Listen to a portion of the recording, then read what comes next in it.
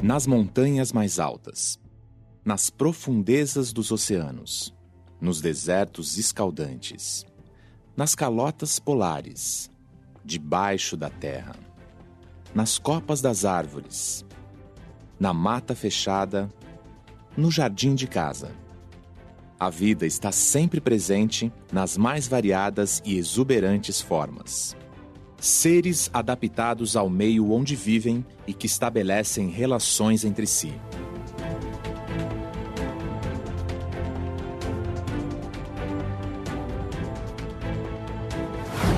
O corpo da abelha se encaixa perfeitamente ao formato da flor. Enquanto se alimenta, o pólen gruda no seu abdômen e ela o leva para outra flor que visita. Os macacos que vivem nas copas das florestas se penduram nos galhos com suas caudas.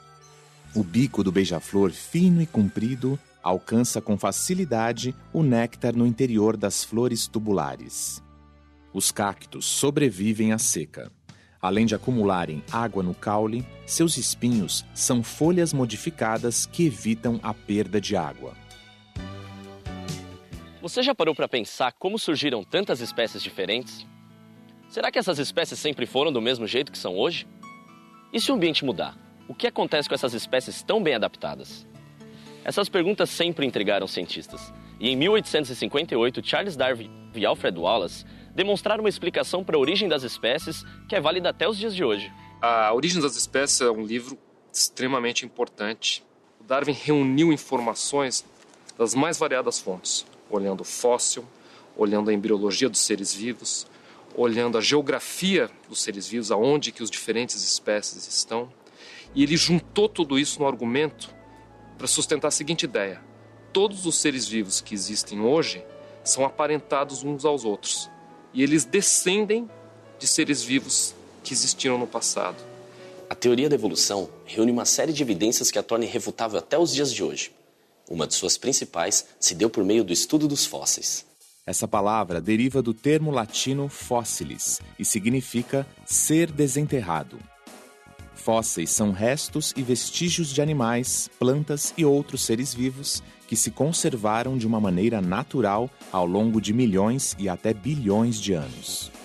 O trabalho dos paleontólogos é descobrir e estudar esses registros arqueológicos que são encontrados no solo e subsolo da Terra. Fomos no oeste de São Paulo e encontramos fósseis de uma pequena ave.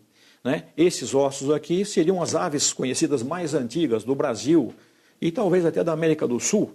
Pelo terreno coletado, pela morfologia dela comparada com outras aves fósseis do mundo todo, essas aves têm aproximadamente 110, 120 milhões de anos. Este osso que está aqui parece tão antigo, carbonizado, preto e tal, mas esse osso é relativamente recente.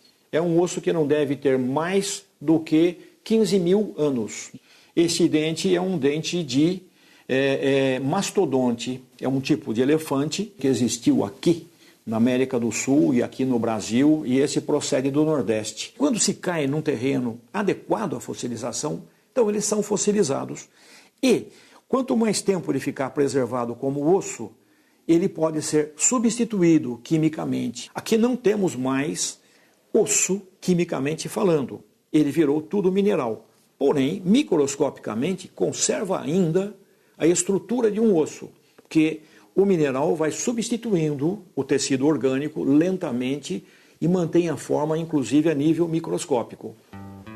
Depois de encontrado, o fóssil é estudado para se determinar a idade, a forma do corpo e a estrutura óssea, ou seja, as informações necessárias para se reproduzir um animal por inteiro, como esse.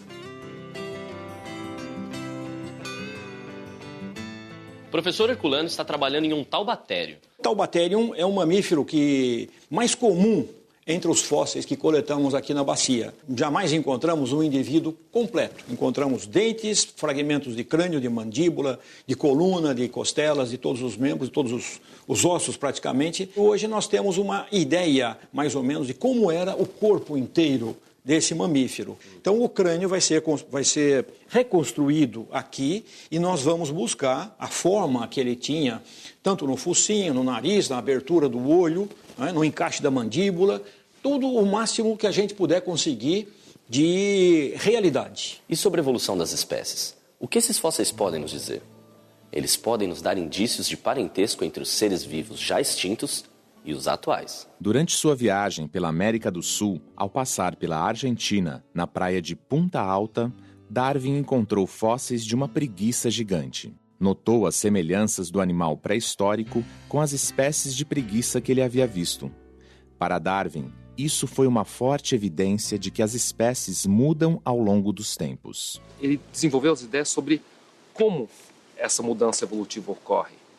E isso foi basicamente a ideia da seleção natural. A seleção natural é um mecanismo que explica como ocorrem mudanças ao longo do tempo. Se diversas espécies podem ter o mesmo ancestral, isso significa que, por mais diferentes que possam parecer, elas devem ter semelhanças anatômicas entre elas. Essas semelhanças morfológicas e funcionais são mais uma evidência da evolução. O nosso próprio corpo, por exemplo. O corpo humano guarda evidências da evolução biológica e de nosso parentesco com outras espécies. Os nossos braços.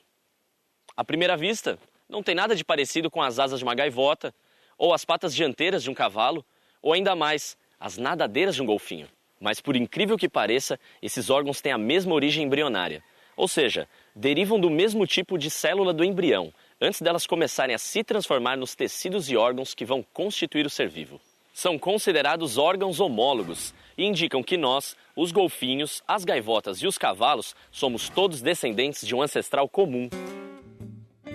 Examinando melhor e comparando essas estruturas, notamos que, embora tenham formatos diferentes, possuem o mesmo conjunto de ossos e de musculatura. Os órgãos homólogos são as diferentes formas que a gente vê nos seres vivos hoje que representam variações a partir de uma estrutura comum.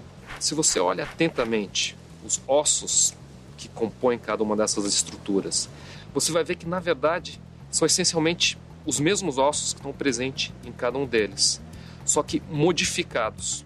Existia um órgão no passado e ele sofreu modificações evolutivas, originando os 3 diferentes tipos que a gente vê hoje: asas, nadadeiras e braços.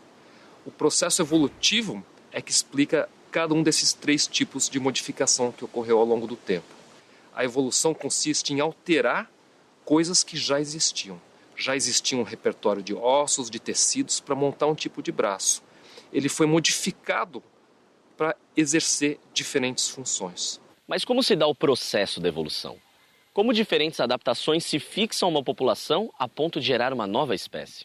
Para explicar esse processo, a teoria de Darwin e Wallace lança 2 ideias fundamentais: variabilidade e seleção natural. A seleção natural ela é baseada em umas premissas muito simples, mas ela explica coisas fascinantes.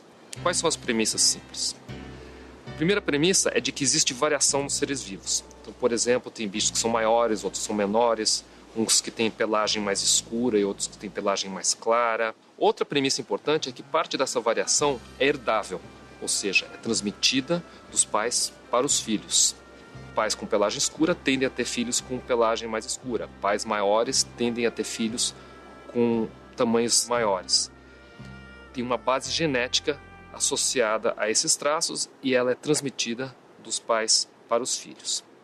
A outra premissa importante é que alguma dessas características influencia a chance dos indivíduos sobreviverem e reproduzirem. Vamos imaginar que a pelagem escura protege o organismo de predadores, que torna ele mais difícil de enxergar porque ele habita um solo que é bastante escuro. Se eles sobrevivem mais, significa que eles têm mais oportunidade de ter filhos.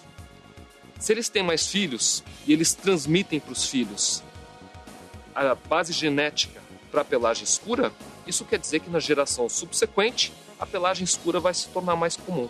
Por contrapartida, nessa mesma população, os indivíduos que têm pelo claro, eles são mais predados, vamos supor.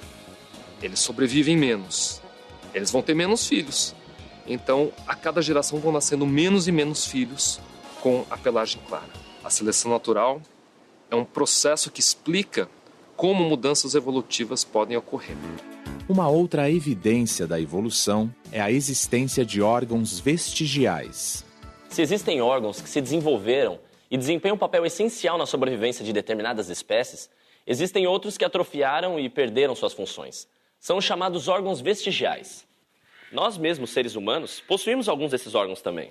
Um exemplo é o nosso cóccix, um pequeno osso na parte inferior da coluna vertebral, um vestígio da cauda dos nossos antepassados. Se a gente olha uma cobra não tem patas. Mas se você dissecar ela com cuidado, você vai ver que naquela região onde você imaginaria que ela teria patas, você vai encontrar uns ossinhos muito pequenininhos que são muito parecidos, uma versão miniaturizada daqueles ossos que constituem a bacia de um lagarto, aonde se ligam os ossos do braço e da pata.